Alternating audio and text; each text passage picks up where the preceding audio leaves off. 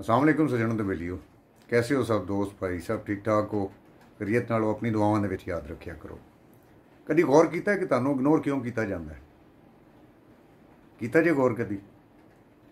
तुसी तां इग्नोर होंदे जे कि तुसी कदी कदी लोकां नूं उन्हां दी औकात तो ज़्यादा इज्जत दे छड्डदे जे। उस इज्जत दे, उस अहमियत दे हकदार नहीं होंदे जिहड़ी तुसी उन्हां नूं दे रहे होंदे। इसलिए वो तुहाडी अहमियत, तुहाडी इज्जत करना घट कर दिंदे ने। लोगों को उन्होंने थां ते रखो, जिहड़ा जिन्नी इज्जत, जिन्नी अहमियत डिजर्व करता है उन्नी इज्जत दिओ। तो दूजा, कोई भी तुहानूं किसी भी वेले हाक मारे एवें ना बांह खड़ी कर दिया करो, किसी होर नूं भी बांह खड़ी करन दिओ, ठीक है। तो दूजा, तुसी तीसरे नंबर तो तुसी बहुत ज़्यादा खुल के बोलते हो।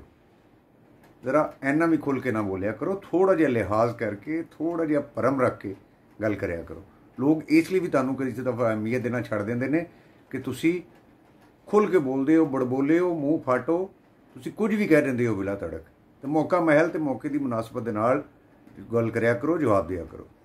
तो तीसरा, तुसी दिल दे इन्ने हल्के हो या दिल दे इन्ने तुसी अच्छे हो कि तुसी अपना दर्दे दिल, हाले दिल हर किसी नाल बह के सुनान लग पैंदे हो। इंज ना करिया करो। अगला बंदा समझदा है कि शायद मेरे को हमदर्दी दी भीख लैण आया है, ठीक है। वो तुहानूं किसी टाइम ते ताना भी दे सकदा तुहाडी उस कमजोरी दा, तुहाडे उस दुख का जिहड़ा तुसीं उहनूं सुणाया है, ठीक है।